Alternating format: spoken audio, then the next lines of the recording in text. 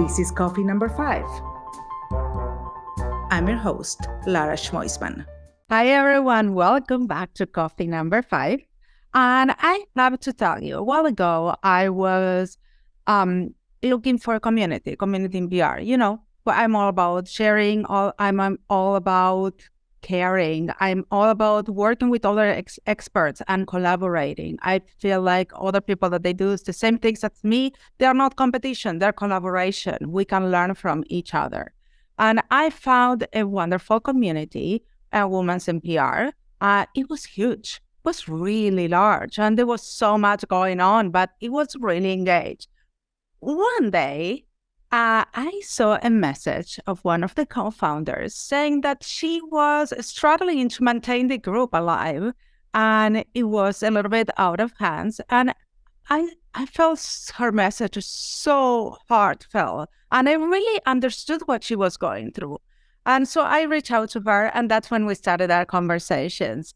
And I found out that Anje Collins, she's not only the wonderful co-founder of Women's in PR, she's also an incredible woman, and she is such a giver, and she had to make a difficult decision. And we'll talk more about all this and with Anje. Welcome, Anje. Welcome to coffee number 5.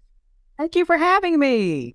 Well, I'm so excited. We've been talking for years, and today is the first time that we're really talking one-on-one. Right. So, I'm so happy we're having this chance. And so tell me a little bit about, you have this wonderful group, like is the dream of any co-founder of a group growing at the size that you grow Women's in PR. And what happened then? We've been around 13 years this month. It was 13 years last Saturday. I think what happened is, because we started in 2011, and then in 2014, I kind of took a break from it, but I left the Facebook group open. And when I did that, somebody else was assisting me on it, and they were just approving people. So the group went to like 8,000 people. And it was like, we were doing a conference, we're supposed to be doing a conference in Dallas, and we were only like at 50%, I think it was, in sales. And I'm looking at this like, okay, so we have this huge community. Why are we only at 50% in sales? So I started going through trends and looking, and and I see people that are not participating, they're in it just to be in there. Some people weren't even publicists. And so I had to really do a lot of soul searching about closing it forever or regrouping. So I have a team, and my team was like, no, don't close it. Just shut it down and then make people, go through these loops to get in, basically. And so I made that announcement. It was hard. It was hard to make that announcement. It was hard. It made me really reach out to you privately because I felt how much you were struggling with this. Yeah, it was hard. But I feel like now the group is smaller and it's under control. Basically, Okay. I feel I feel like it's in a better space than what it was, because we pick and choose who comes in there. And then there's not a lot of mess. The other one, they had publicists that was ripping people off, and it was just a whole lot going on. And so here, by it only being 1,000 women, it's like I can control it. And it's also 1,000 women are just not sitting there and just, not just to be in a group, because we have a system where it monitors actions of people, what they're doing. If you're not doing anything for the past 4 months, why are you here? We're going to remove you. Let that space go to somebody else who really wants to be there. Yeah, it's totally true. And I get it. But let's switch the conversation to PR, because this is what you are about. Why you created this community, Women in PR? Okay, so it's like a community was needed.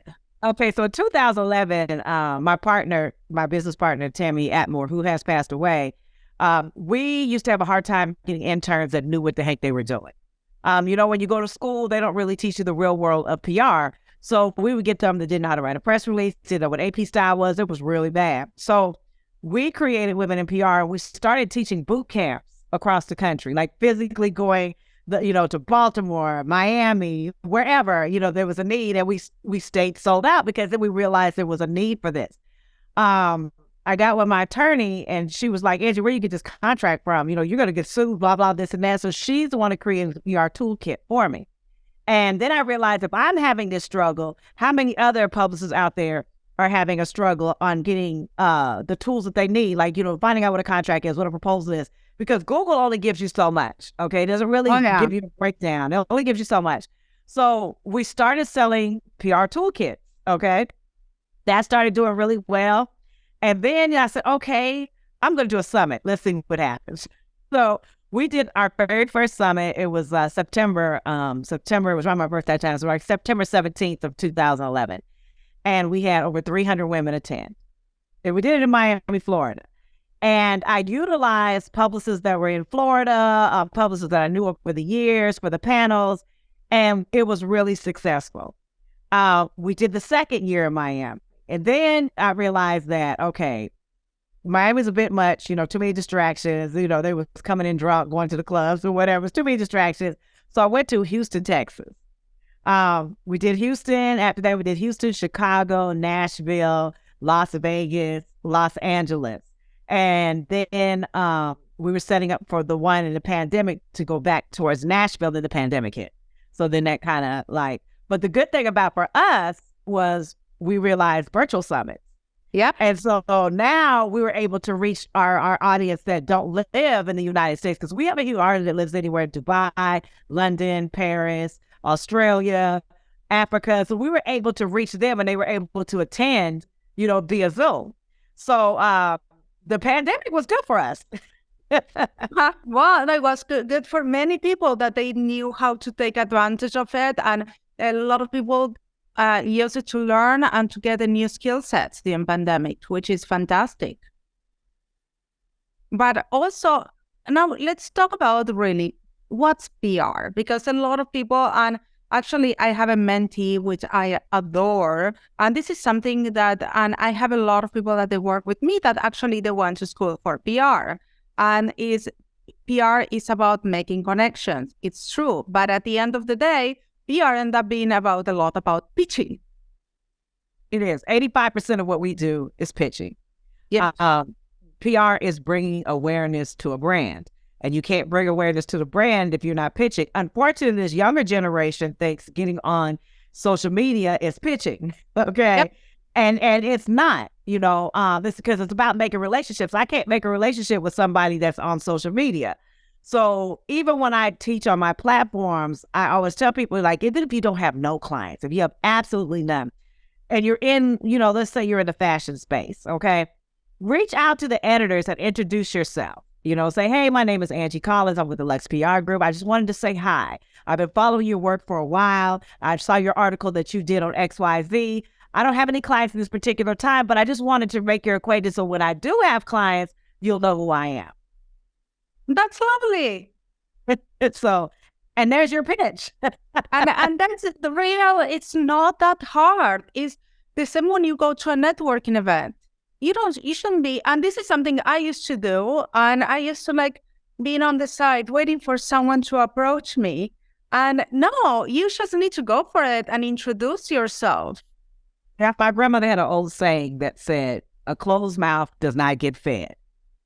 That's right. So if you stand in the corner and you're quiet, nobody's going to, I'm not going to sit and wait for you to approach me, okay? I'm going to approach you.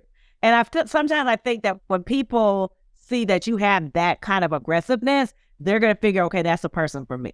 Yeah, and if it's not, it's not. That's fine. It's not, exactly. Life will go on. Like my mom will say, you already have the no. But if you don't try, you might never have the yes. That's a good one. I like that one. I tell your mama. My mom is a wise one. So, okay, so let's talk about this famous pitching, because pitching has changed over the years. And also, there are amazing tools. There are lists that you can get out there. You can always contact the journalists. But that pitch that is going to get them in their inbox, because they get so mad. So how can you stand out with your pitch? Usually it's a subject line. And what I tell people to do is put their name in the subject line. Their name in the subject line. They're more likely to open it. Now the new thing is put an emoji in the subject line. They're now inclined to open it. So studies show, and it's interesting because I never really paid attention until like, I have a shoe brand. So when I send emails out about my shoe brand, I have to pay attention to who opens what. And I noticed that, and I noticed that when I put the person's name in there and I put emoji in it, I was going to open. So I said, you know what, I'm going to try this with the media and see if it works. Also, data is wonderful. Yeah, you can. And it worked. It's always wonderful to track and to see who's opening, who's not opening, to see what works and not. It's not about stalking anyone and saying, it's not. It's not. It's about learning of what you're doing and what's working or not. I mean, we live in data. So what I did was I found 5 outlets that didn't know who I was. Okay, because if I send it to somebody, they're going to open it anyways. But it was 5 outlets that I knew who it was. And so out of that 5, 4 of them opened it up.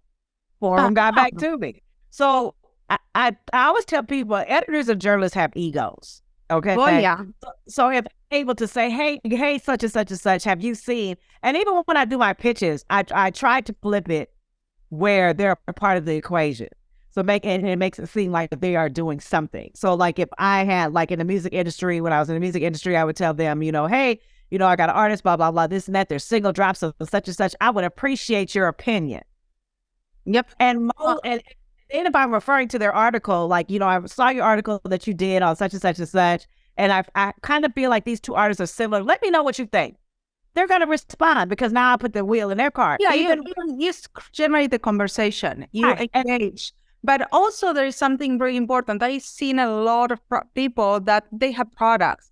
So I understand that the products are expensive and you cannot give products to everyone. But if you pitch someone, you should be able for them to test the product. If they're going to be writing about the product. And I totally agree with that. And here's the thing. Like I told you, I have a shoe brand. I put a budget side for PR packages. Okay. You just got to be strategic on who you send them to. And also you want to make sure that when you send them that they're going to use them. So you just can't say, hey, I'm going to send you a PR package or whatever the case may be for you to try out these products. What I usually do is like, hey, I got a shoe brand. I just saw that you did this article on such and such and such. And I think that I have the perfect shoe for you. What is your shoe size and where do I send them to? I didn't even give you an option to say no. I didn't give you an option to say anything. I love it. I do exactly the same. And they're not going to tell me no because if they're into fashion, and I'm sure they at this point they've done Google the website to see, what kind of shoes she sell. So, I'm asking you your shoe size and where do I need to send them at? And what happened, Angie? This is something that happened to me recently, and I would love to pick your brain on this one. What happened when a product is too expensive? Can you give it to them as a loaner? You cannot. Here's the thing. If you're going to go that route, it depends on what the product is. I would tell you, if it's a beauty product, no. Like if it's a fashion product, then I would tell you to go through the stylist and let the stylist do it because that way you get it back. But if it's a beauty product, it is so expensive, you gotta let them try because they're not going to write about something.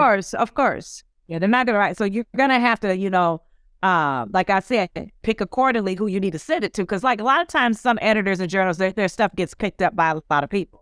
So if you hit that right one, it's okay because you know that this outlet's going to pick it up or that outlet's going to pick it up because it was, in general. But yeah, you don't have a choice. You have to put that budget aside. You don't have a choice. Absolutely. I agree with 100%. I mean, I had situations of people say, well, I will send product, but can they pay for the shipping? No, you have to have that in your budget. Especially if you want them to reach their readers. And if their readership is high enough, you're going to get that money back anyway. So, I don't think sometimes people look at the ROI of when you're gifting a product, okay? Because if it takes, for example, I have a friend, she has a handbag, and Beyonce wore a handbag. Okay, she's a complete unknown. All right, and by Beyonce having that handbag put her on the map. Now, that handbag cost her $800 to make. They sell it $2,000 or $3,000, something like that. And what if she didn't take a chance? Who knew that, that Beyonce was going to take a picture with her bag? Who knew that? Yeah, and so now it's a risk you need to take, but you have to be willing to take it. But how did you get to Beyonce? Let's talk about it. Through the stylist. Okay, that's why it's very important that if you're in the fashion industry, you need to know who the stylists are. I don't, I could probably roll through my Rolodex and say, hey, girl, can you put these shoes on for me? But I don't have time to do all that. So I contact certain stylists that I know represent certain people. Correct. And, that way, or they'll come hit me up and say, hey, Ange, can I come down to your showroom and pull because I'm shooting so-and-so. And then it ends up in the publication. But you have to have twofold. If you're a fashion publicist, you have to make relationships with the stylist. We have to make relationships with the creative person at the publication. You have to make those kind of relationships. If you're in the music industry, you have to make relationships with the editor, the critic. You have to make relationships with the venue people, the sound, the engineers. All those people come into play. One thing I learned when I started this industry was I learned everything there was about being a music publicist. So that means, and I went from a record label to a nightclub. I went to SOB's nightclub. I learned everything that was about booking, marketing. Then I learned how to run a soundboard. Like if I do a concert, I know how to run a soundboard. Then when I have certain artists, I would be in the studio. I would question. You are the same as me. I mean, I come from the production and direction side. I did it all. In the marketing, I can tell you, I did every single job. I have someone in my agency I did at some point of my life. And it helps you in the long run, because when people are full of the crap, because you're like, okay, how that goes, because I already know how it goes. It helps you on that benefit. It also helps you with your client. Your client will respect you more because you're taking your role seriously. You're not just, I'm just, going to see if I can get you some press hits and, that's about it. Yeah, absolutely. So what about beauty industry? Because I love that we have a lot of people listening that they're part of the beauty industry, and that what you were saying is very true. Even if it's in a luxury product, you need to give it away. They need or what they can do is maybe downscale it to sample size. You don't have to give the full size away. And since we're going back to events, if you're in the beauty industry, do a brunch, with the editors and the journalists all at one time, or maybe if you're not giving out product, maybe you demonstrate the product on them. So there's ways of getting around not actually giving them the product. If I'm doing a brunch, we have stations set up. So maybe it's a skincare product that costs $200, right? Well, okay, so I only need about 2 of them, and I got like 40 editors in the room. Then I have people trying it on their face, how it feels on their skin. How do you get the editors to come? You tell them food and alcohol, they coming. They coming. Free food, free alcohol, they are coming. Yep, that's a good advice. They're coming. So that's very good advice. So, okay, so you have the editors that you need to approach or the stylists, and you have to have a pitch. It's old-fashioned to say that you still need your EPK? I think it depends on the industry, to be honest. Clearly, if you're in the entertainment industry, you really need it. I think that for beauty and fashion, it's more of having line sheets versus an EPK. Because a lot of brands' goals are to get into some type of retail outlet. And they don't care what that EPK says. They want to know what that line sheet says, and they want to know who your fan base is, how many numbers you have on Instagram, how many people you got following you on TikTok. And that's what they want to know. Because they feel like if you already have a built-in fan base, they're going to take that chance on you. If you only got 100 followers, they're not taking that chance on you. So how you start with a new brand? It's really recommended to go social first and creating a social awareness? Unfortunately, yes. I mean, we're in the day of social media, okay? And I mean, they can do it as easily as getting, a couple of influencers that are on YouTube, okay, that want to, because that's their role, is reviewing the products. Getting somebody on YouTube that's got a lot of followers, or somebody that's on TikTok that has a lot of followers. That's the way to build your base, is that, and yes, you might have to pay them, but if you don't have the money to pay them, then give them the damn product. Give them the product. Yep. And I mean, this is what I believe from the marketing standpoint. I believe, because we have steps, right? And you cannot have a brand if you don't have a very strong deck. For me, the deck, it's what is going to help you guide your brand, because your designers will know what to do, your social media will know what to do, your publicists will know what to do. They will understand who your brand is and your communication style. If you don't have that very strategically put, everyone will get confused. The whole message will get confused. Right. Yeah, you're old school like I am. I get it. But unfortunately, like a lot of these editors and journalists, they don't want to read that. They Oh, don't want. no, I would never give it to them, but I think But for your PR strategy for your client, yes, that makes sense. yes, All that's them laws. for us to be able Yeah. to perform Yeah. our job and do it I well. still do that. Yes, I still do my PR plan. Yes, I sure do. Okay, because it's your blueprint. And Exactly. you don't have your blueprint, you're just winging it, you're flying by the seat of your pants, and that's why you're not going to be successful. But today, there's so many project management tools out there. So if you don't feel like you want to create one, you go to Asana, you could go to Monday, ClickUp, and they have work projects in. All you're doing is plug it and play it. So people don't have excuses, and it's interesting that they have excuses, if that makes sense. But I'm talking even more about the basics. That before you are creating a brand, you need to have a very strong personality for your brand. You need to have the looks. It's not only about putting a logo. You need to know who's your archetype. You need to know who's your consumer. Do your research, because by the time you get to PR, you need to be able to communicate and say, hey, Angie, this is the people that I want as a client. Well, unfortunately, a lot of people don't do that. They want you to do it as a publicist. I got a brand, okay, and I need to be on the Today Show. Okay, so where's your pictures? Where's your website? Do you have a company bio? Do you have a personal bio? Do you have a headshot? And they'll be like, no. Okay, well, we can't do none of this until you get that part done. Exactly. And if you don't have that part done, we can't even continue. And it's interesting, like I encounter people all the time that says, oh, I got a product. They done printed the product up and everything, but where's the rest of it? So you just figure I got a product and I'm going to put it on the website and it's going to sell. Your website has to tell a story. Absolutely. Absolutely.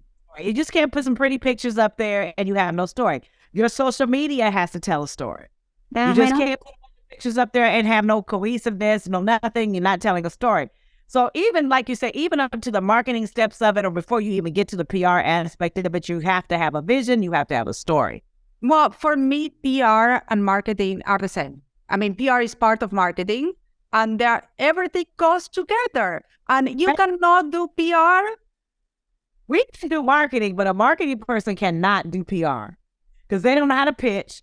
They don't know how to write a press release. Well, I'm a marketing person and I do PR. But you learn PR aspect of it. Just say if you're a straight marketing person, you couldn't do a publicist's job because you don't have that. But we can transform into that because marketing is part of what we do. Because we have to have some kind of marketing part in order to give you some press. Well, I always say that PR is part of marketing.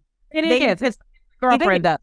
It's the girlfriend. Yes, exactly. It's super connected. They are attached. You cannot do a strong PR strategy if all the marketing components are not there. Right.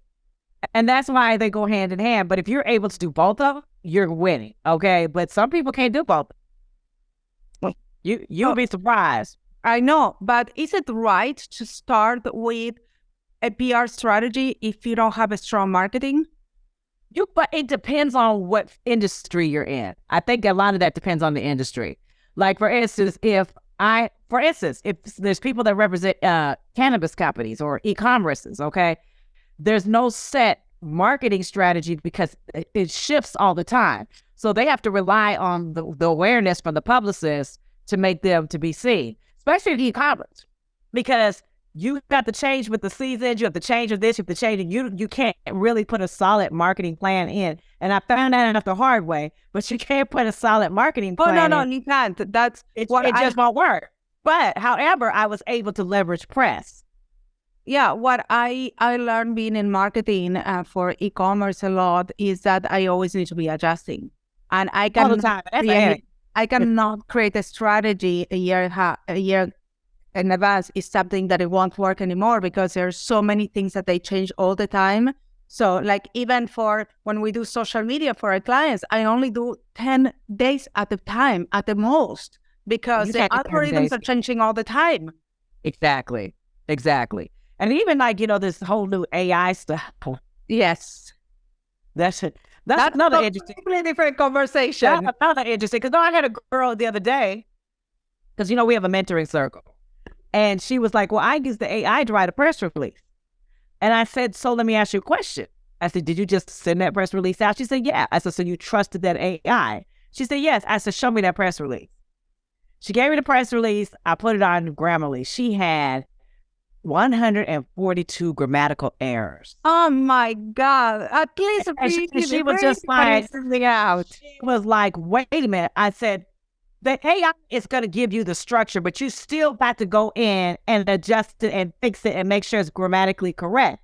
You sent this press release out with all these errors, and I said, you're probably not. I said, you didn't hear from not one person. She said, no. I said, they probably not going. I said, they probably think you're just crazy and that you don't know what you're doing. I said, there's no way I would have trusted that AI. That, you need to make sure the messaging is correct because AI know your brand. No, they can't give a voice. They cannot give a voice. Exactly. So they can give you the structure, which I think is great if you can accelerate the process, but you still need to know how to do that pitch. You need to have the concepts. Exactly. It's the same thing I have with design. I mean, there are so many people, now you see Canva, but Canva will not replace the eye of a designer and learning how to do design. They can't because I can... Listen, Canva is good for a lot of things, okay? But it's not going to replace a graphic designer. You cannot get your logo done in Canva, okay? No. Because you don't own the fonts. You don't own any of it. And if somebody finds that you're using their fonts or their pictures or whatever the case may be, they're going to sue you, okay? But no. And ever notice all the logos look alike. All the logos look alike in Canva. Exactly. That's the problem. If you're creating a brand, you want to be unique.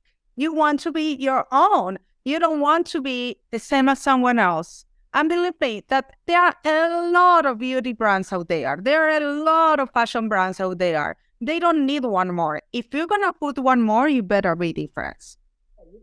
You can't just sit there and say, oh, okay, I'm going to come out and I'm going to use Canva for my logo.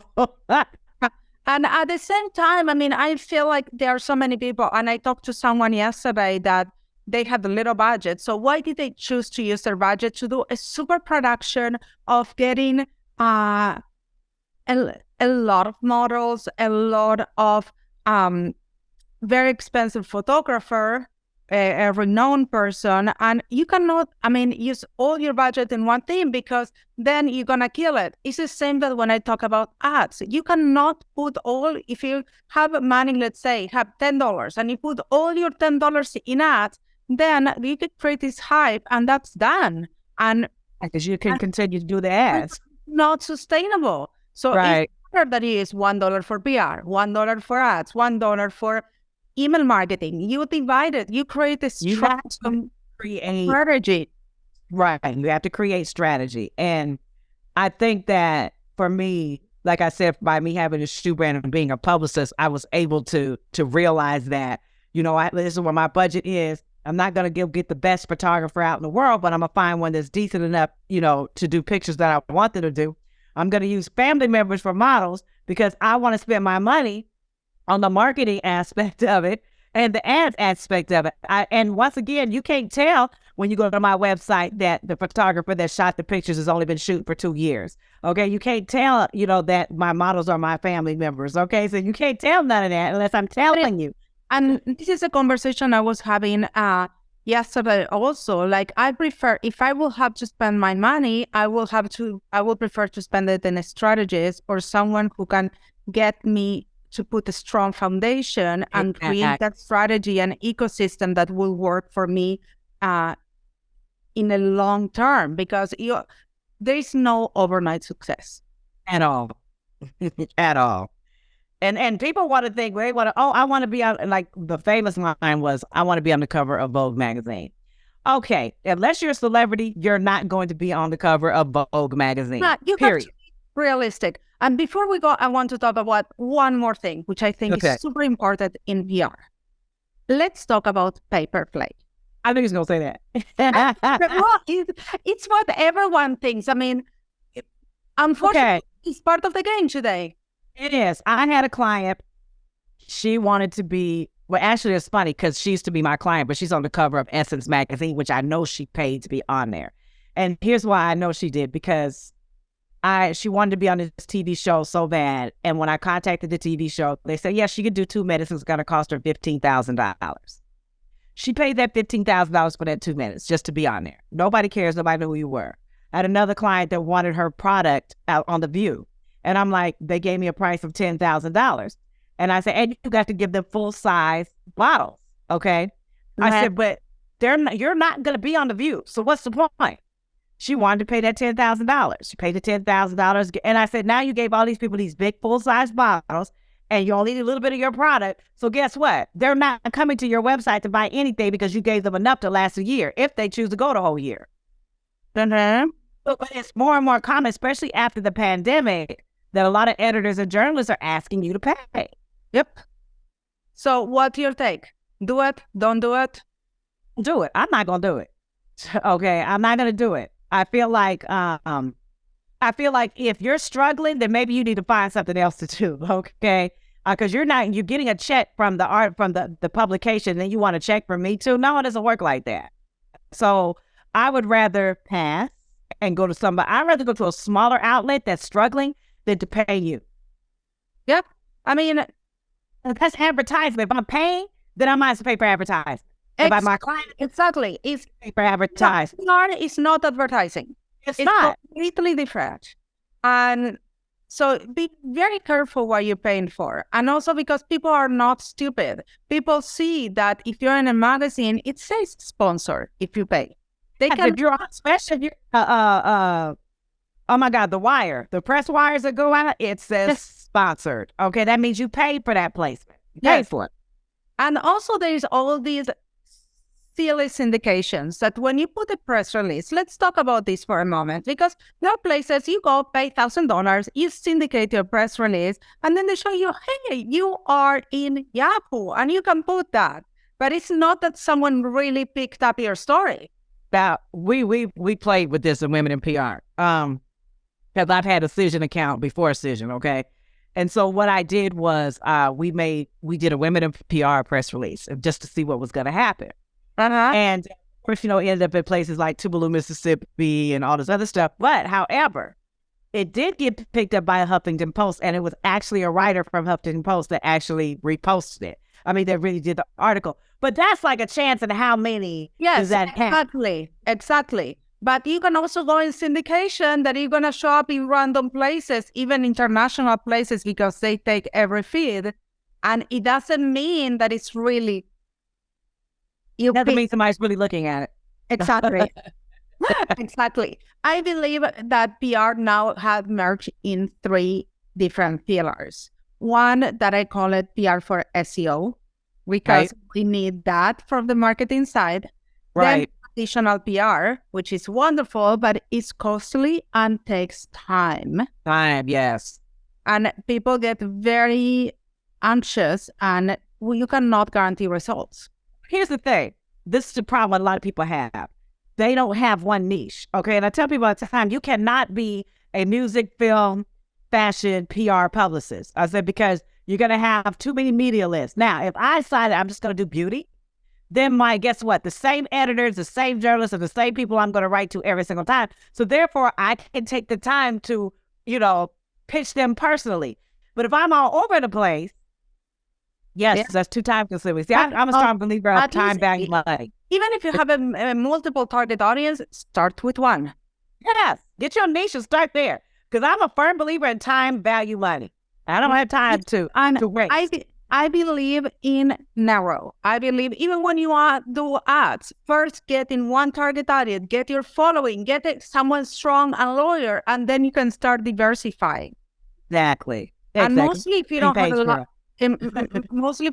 of money. Yeah, you're right. So, Angie, thank you so much for having coffee with me. It was such a pleasure. And thank you for all the tips, all the information that you always share. And again, thank you for creating a safe and an amazing community. Thank you so much for having me. I'm glad I finally get to see you. Okay, you guys, I will see you again next week in Coffee Number 5. It was so good to have you here today. See you next time. Catch you on the flip side. Ciao, ciao.